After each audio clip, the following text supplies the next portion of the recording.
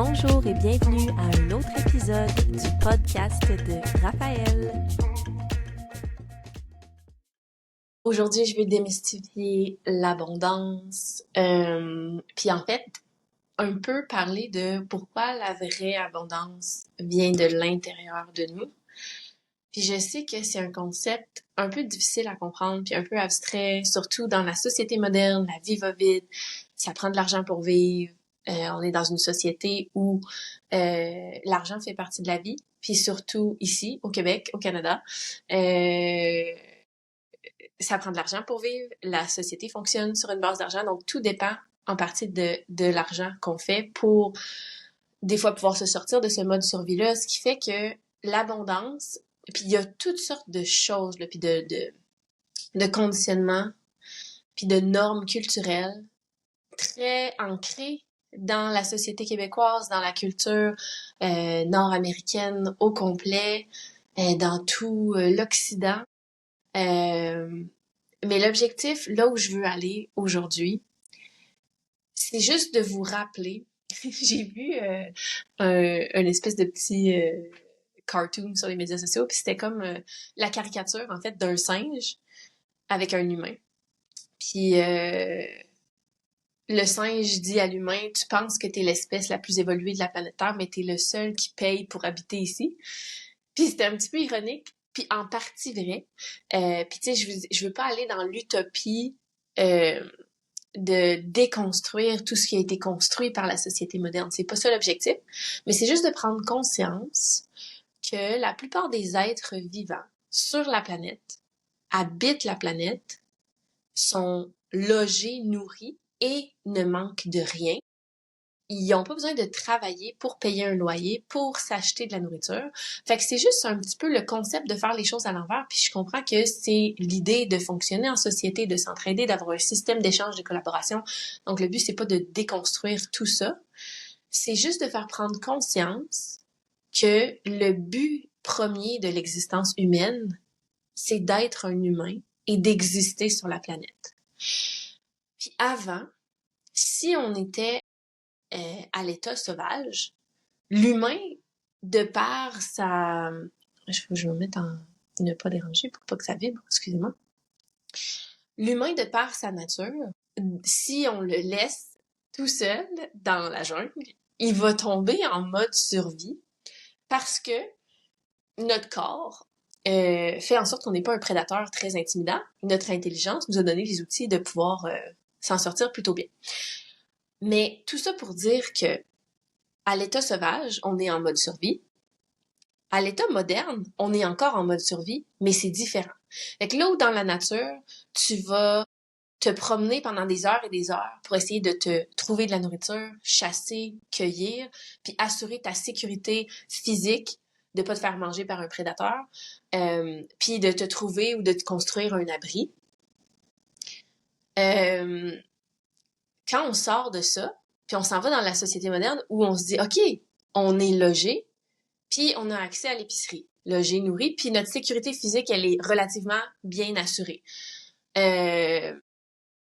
Donc, on n'a pas à se soucier de ça, mais on a basculé le mode survie dans accumuler les ressources pour être en mesure de se permettre cette espèce de protection-là ou de...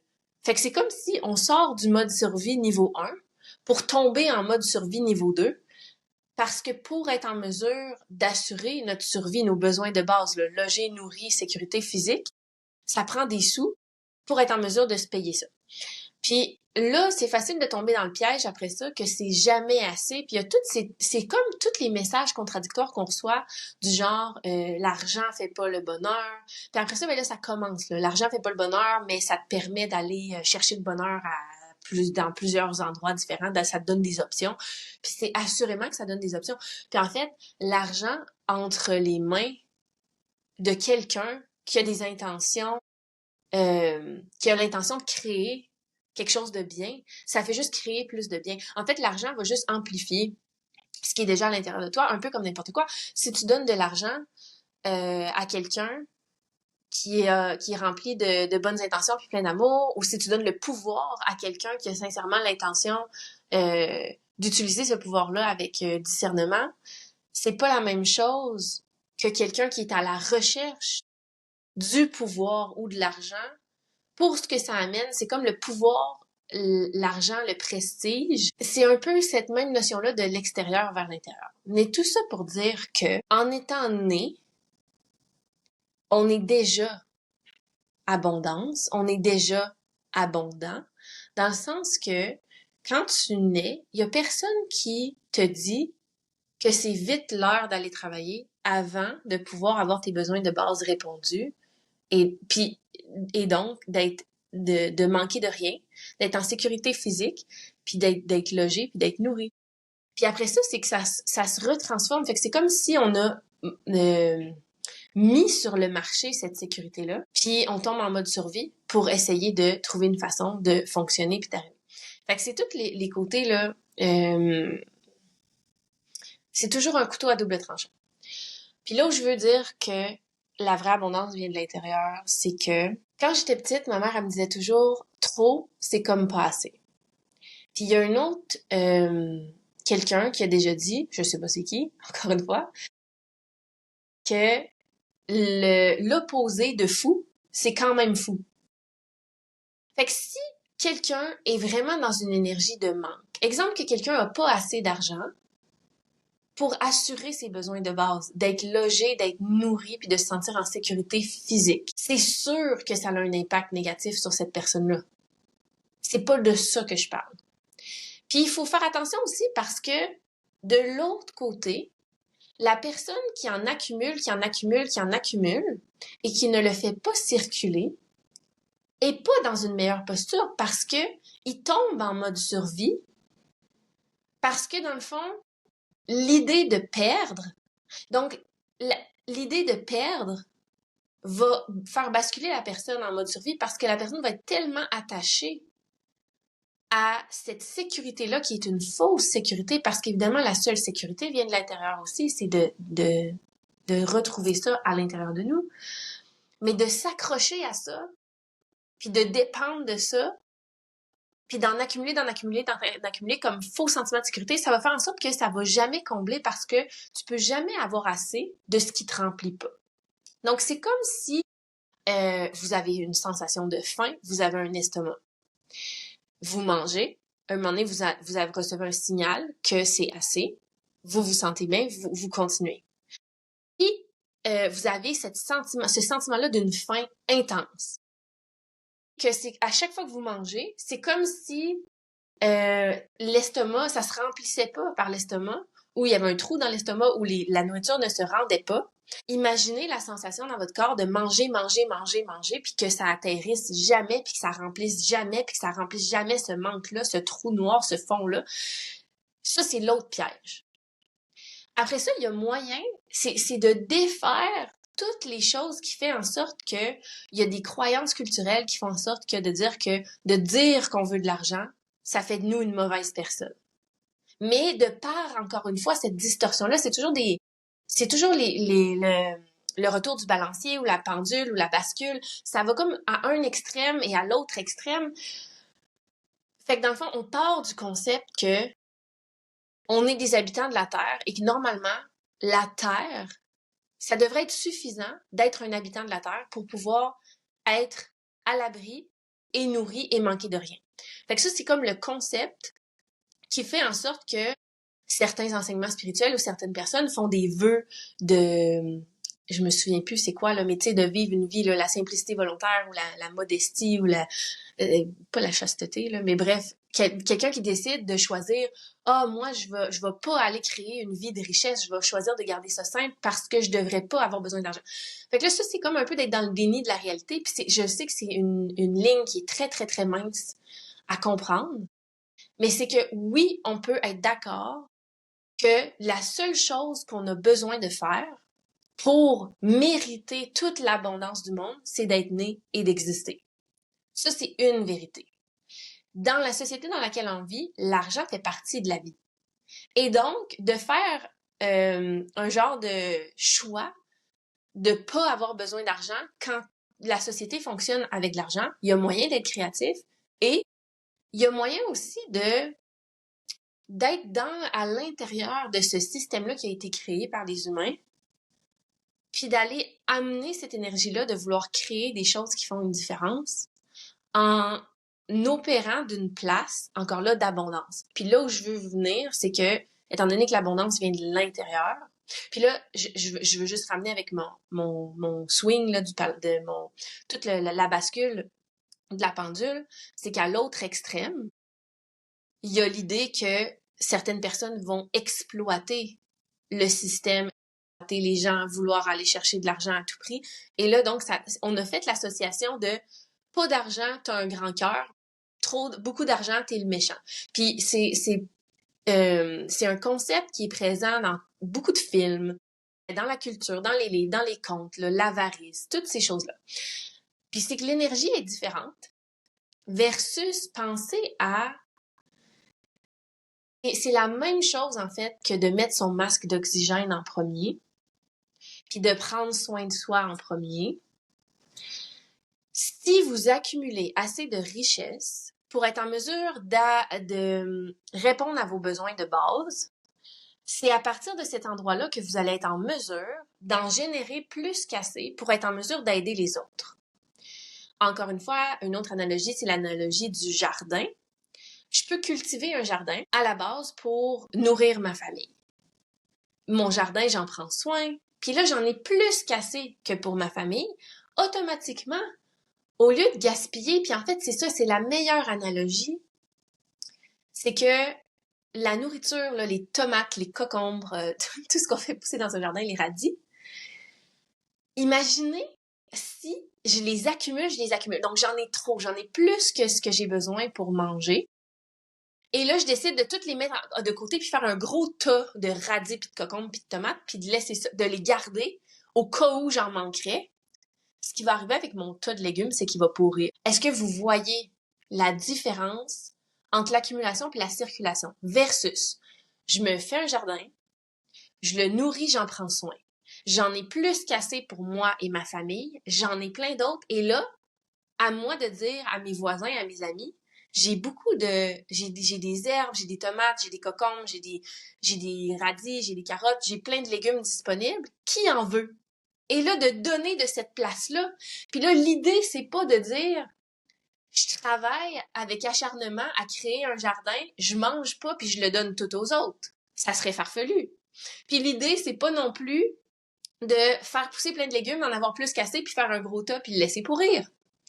Fait que c'est vraiment la plus belle analogie. Puis c'est parce que l'argent, justement, c'est une denrée qui est pas périssable. Fait qu'on a tendance à vouloir l'accumuler, mais quand on l'accumule, ça va créer une énergie de stagnation. Et là, accumuler, je veux dire vraiment accumuler d'une place de manque. Versus investir, faire recirculer, c'est pas la même chose. Là. Je suis pas en train de vous dire de pas accumuler d'argent. L'idée, c'est assez pour vous, plus qu'assez pour assurer votre sécurité financière pour le futur, pour vous et votre famille. Puis une fois que ça, tu sais que c'est en business, qu'est-ce que tu vas créer avec ton abondance de temps, d'argent puis d'énergie. Puis quand tu es connecté à ça, fait qu'il faut que tu sois connecté sur qu'est-ce que ça va t'apporter à toi dans ta vie. Souvent, c'est comme la liberté, du temps, toutes les choses qu'on se permet pas. Il y en a pour qui c'est le luxe, tu sais, des sortes de linge, des sortes de draps, des sortes de nourriture, une genre d'expérience de luxe. Puis encore là, cette expérience de luxe-là, pour moi, des fois, ça tombe un peu plus dans l'illusion parce qu'il y a quelqu'un qui a raconté l'histoire que je sais pas, moi j'essaie de réfléchir, là, du caviar. Genre que du caviar, ça représente le luxe. Fait que là, quelqu'un peut avoir comme objectif, moi je veux avoir assez d'argent pour aller manger du caviar à tous les jours, puis là, finalement, tu goûtes le caviar, puis tu fais comme, en tout cas, moi je suis pas une fan de fruits de mer ou de poissons ou de rien, de quoi que ce soit. Mais je fais juste dire que c'est un concept humain complètement inventé, là, le luxe, puis le statut, puis comme les styles de char, puis voyager en première classe. Donc, tant qu'à être sur la planète Terre puis à vivre une expérience humaine, si c'est ça qui vous allume, faites-le, c'est parfait. Faut faire attention, encore une fois, c'est que des fois, l'idée de dire « je veux créer ce que je veux créer pour avoir ce statut-là ou ce luxe-là », parce qu'à ce moment-là, ce que ça va vouloir dire, c'est que les gens vont me respecter, ça va vouloir dire que j'ai réussi ma vie, ça va vouloir dire que X, Y, Z. Fait que là, on est en train de transformer une expérience en une signification de ce qu'on pense que ça veut dire quand dans le fond, à l'intérieur de nous, ce qu'on a besoin, c'est d'amour, de liberté, de respect. Donc, c'est tous des concepts qu'on va chercher à l'extérieur de nous, mais qui sont vraiment intérieurs. Mais le but de ce que je veux vous dire aujourd'hui, c'est pas nécessairement ça. Donc là, l'analogie du jardin, fait que c'est juste ça. Fait que l'idée que l'abondance vient de l'extérieur, donc l'idée que trop, c'est comme pas assez, c'est que l'idée, c'est pas de se mettre dans une posture qui fait en sorte qu'on n'a pas assez pour nous-mêmes, ce qui nous permet pas d'aider personne. Hein. Je veux dire, encore une fois, le masque là dans l'avion, si tu prends pas ton masque d'oxygène, tu peux pas aider ton enfant, tu tombes à terre, t'es évanoui, tu sers à rien. Fait que si t'es vraiment en mode survie, t'en as pas assez pour toi, c'est sûr que la priorité, c'est de prendre soin de toi pour avoir assez pour être bien. OK? Ça, c'est l'étape numéro 1, sortir du mode survie. Après ça, c'est dire plus qu'assez pour assurer un sentiment de fonctionnement de sécurité. Puis encore là, il n'y a rien qui est assuré. Mais exemple que vous avez besoin d'un certain montant, faut déterminer en fait c'est quoi le montant. Puis l'autre volet, c'est quand c'est jamais assez. Puis là, ça se peut que quelqu'un rentre. J'ai fait le podcast à partir du bureau aujourd'hui. Ça se peut qu'Alex arrive, ça se peut qu'il y ait d'autres gens. Donc c'est ça. Fait que l'idée de ne jamais en avoir assez, c'est pas là où on veut aller non plus. Et là, l'importance de déterminer c'est quoi assez. Quand est-ce que c'est assez? Parce que justement, l'équilibre, l'abondance, là, c'est pas le manque et c'est pas trop. L'abondance, c'est assez. Puis c'est ça que c'est important de déterminer qu'est-ce qui est assez. Quand est-ce que j'ai créé assez? Quand est-ce que j'ai assez de liberté? Quand est-ce que j'ai assez de temps pour moi? Quand est-ce que j'ai assez d'argent? Quand est-ce que je me sens assez énergisée? Quand est-ce que j'ai assez dormi? Donc, la clé dans tout ça, c'est le mot assez. Et là où je veux dire que ça vient de l'intérieur, c'est encore là de se refamiliariser avec le concept que nous-mêmes, on est assez, on est né assez. On n'a rien besoin de faire ou dire ou accomplir ou réussir ou apprendre avant d'être assez bien pour mériter tout ce qu'il y a de mieux sur la Terre. Tout ce qu'il y a de mieux dans l'expérience humaine, tout ce qui existe, tu es né assez pour vivre cette expérience-là. Tu n'as pas besoin de mériter de vivre cette expérience-là. Puis encore là, ça commence quand on est très petit. Est-ce que tu veux du dessert? Faut que tu l'ailles mériter parce qu'il faut que tu ailles manger ton repas au complet. Est-ce que tu veux une crème glacée? Faut que tu l'ailles mériter parce que tu as eu des bonnes notes à l'école. Est-ce que tu veux que je passe du temps avec toi? Faut que tu l'ailles mériter en étant gentil. Voyez-vous à quel point la distorsion, elle est là de on n'est pas assez, donc on mérite pas ce qui est bien, ce qui est le fun, ce qui est agréable, ce qui nous rend heureux,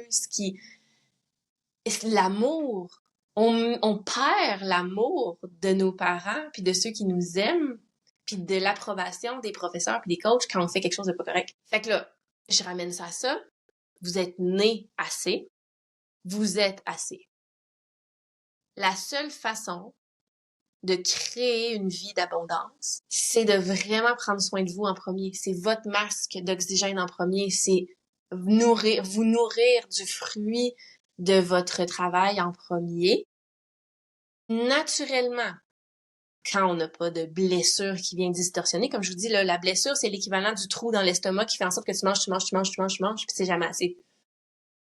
L'humain, centré sur lui-même, observez encore une fois les enfants mangent, quand ils en ont assez, ils ont fini. Encore une fois, on va avoir tendance à les déconnecter de cette sensation-là de satiété en leur disant « Est-ce que tu as fini ton assiette? Est-ce que tu as mangé tes légumes? Est-ce que tu es sûr que tu as encore faim? » versus de dire « J'ai confiance que mon enfant sait quand est-ce que c'est assez pour lui. » Les enfants savent quand c'est assez. Donc, ils vont manger, ils vont arrêter. Et à partir de cet endroit-là, ils vont être en mesure de partager avec d'autres, avec des amis, avec peu importe c'est quoi. Donc, pour créer une vie d'abondance, encore, il y a toutes les notions, là. Fait que là, je veux pas aller dans le business mindset, puis toutes ces choses-là. C'est juste d'expliquer un peu les concepts, puis comment il y a des distorsions. Fait que comment on peut en venir à penser que l'argent le fait qu'on veut accumuler de l'argent fait de nous une mauvaise personne, ce qui fait en sorte que ça va saboter subconsciemment nos efforts de créer de l'argent, ce qui fait en sorte qu'on va jamais en avoir, ce qui fait en sorte qu'on va être coincé en mode survie, ce qui fait en sorte toutes ces choses-là.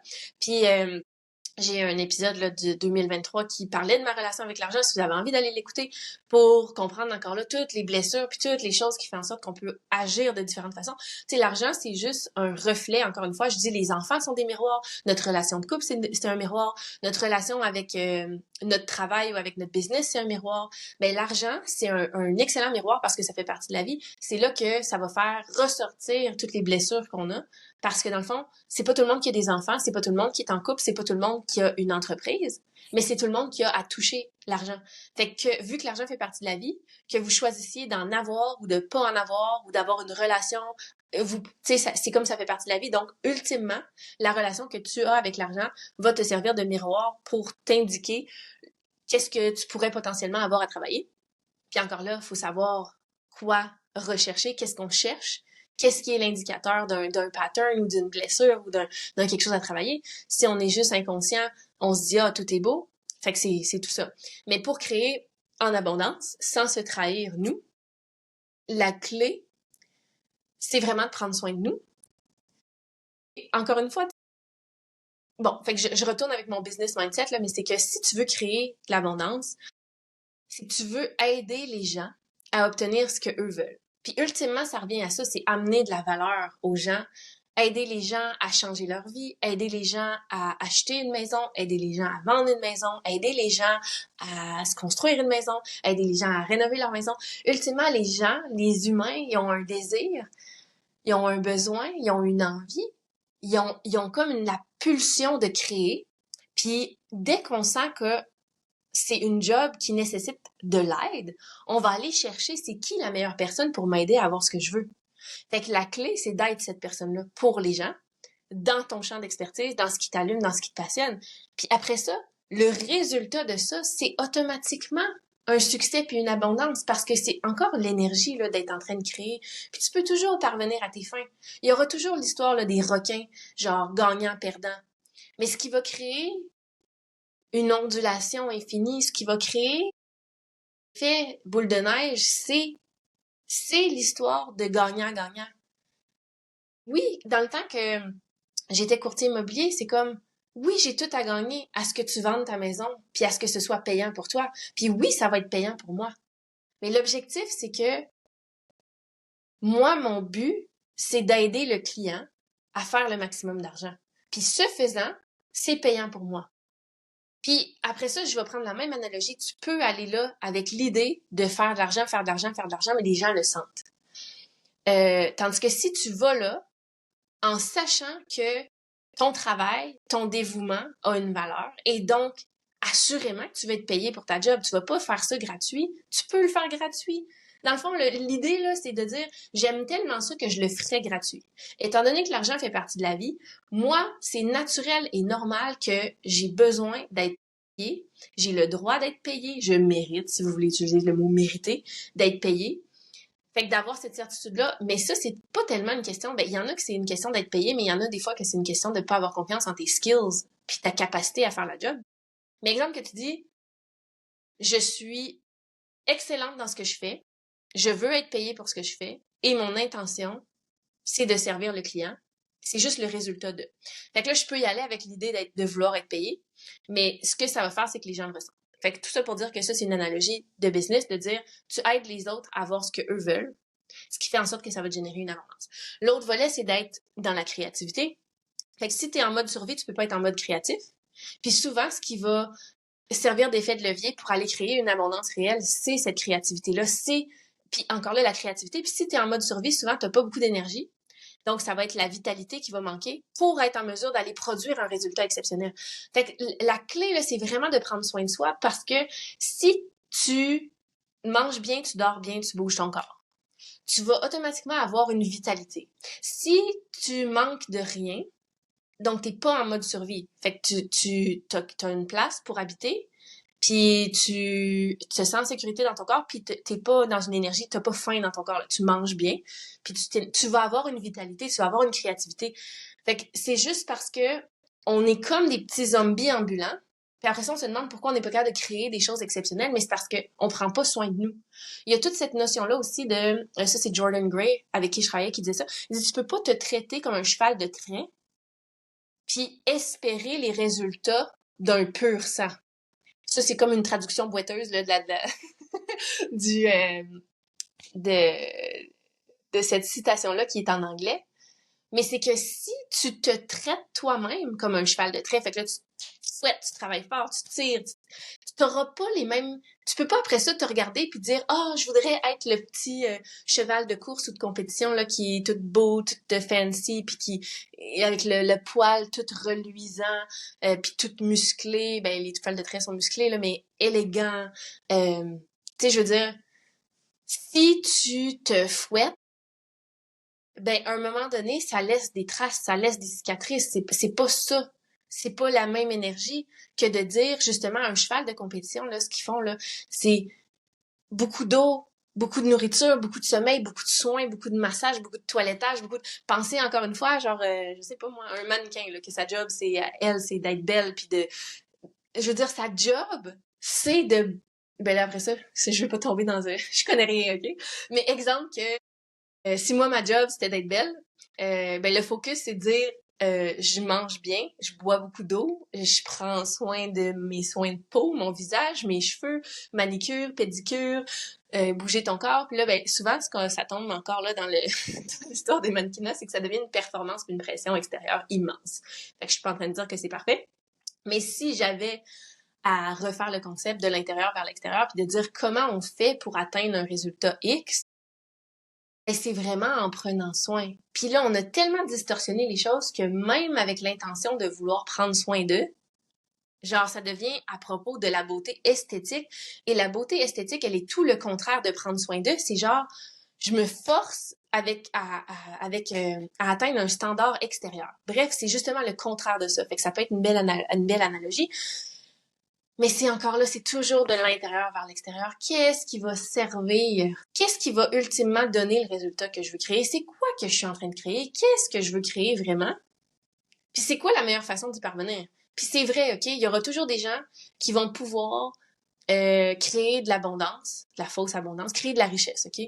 Avec une énergie de requin, gagnant-perdant, une énergie de je veux fourrer le monde, une énergie de tu sais, cette énergie-là, qui est ultimement une énergie de manque, dans le fond. Manque de confiance, manque d'intégrité, manque d'amour, c'est vraiment un manque.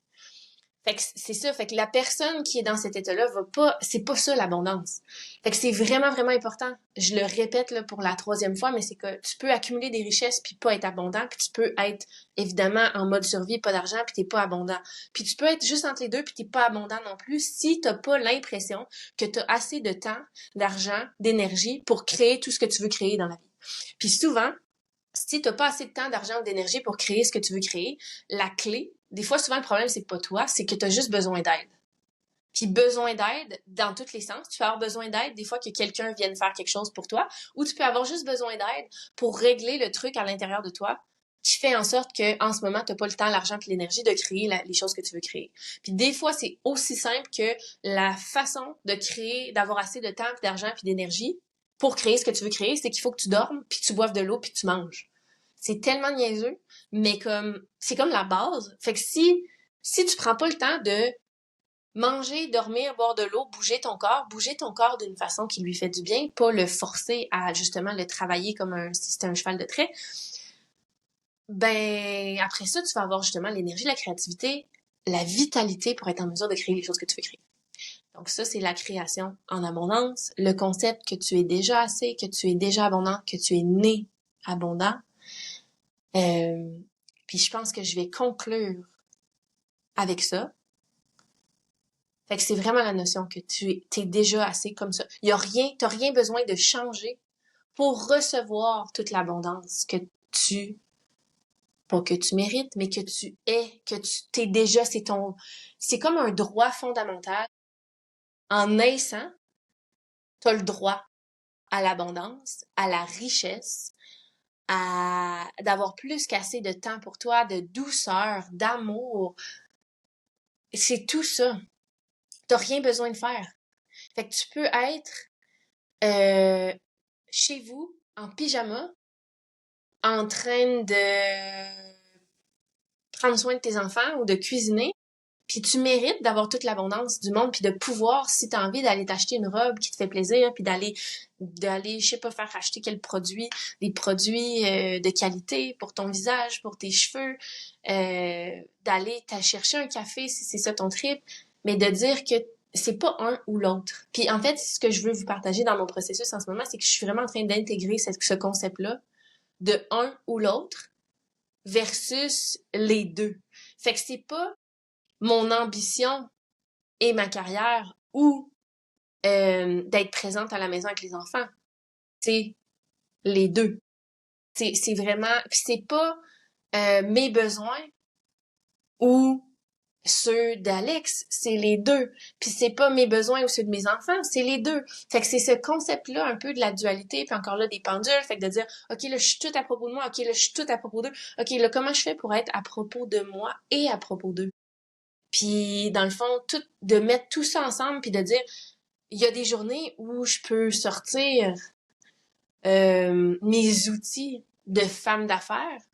Puis le moment d'après, je peux décider que je me roule à quatre pattes dans la boîte avec mes enfants. Je vais juste me changer de linge avant. Mais c'est ce concept-là qu'on peut pas avoir les deux, puis qu'il faut faire un choix.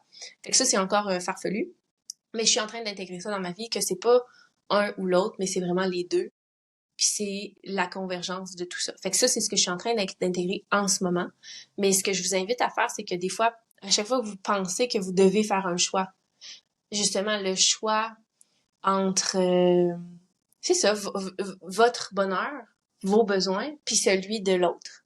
Il existe un endroit dans la créativité où on peut se rejoindre puis trouver vraiment qu'est-ce qui est important pour les deux. Puis ça, c'est super important. Ouais. Vraiment, vraiment, vraiment. Fait que vous êtes déjà assez, vous êtes né assez, vous avez accès déjà à tout ce qu'il y a de mieux. Si vous n'êtes pas en mesure de créer ce que vous voulez créer, regardez si vous êtes en mode survie, si vos besoins de base sont répondus. Si vous avez de la difficulté à répondre à vos besoins de base, vous avez besoin d'aide, à qui est-ce que vous pouvez demander de l'aide? Puis une fois que tout ça est là, vous allez voir la créativité revient, l'envie de créer, l'envie d'aider, l'envie d'en avoir plus qu'assez, puis après ça, de partager. Puis c'est exactement ça, l'abondance. L'abondance, c'est j'en ai plus qu'assez.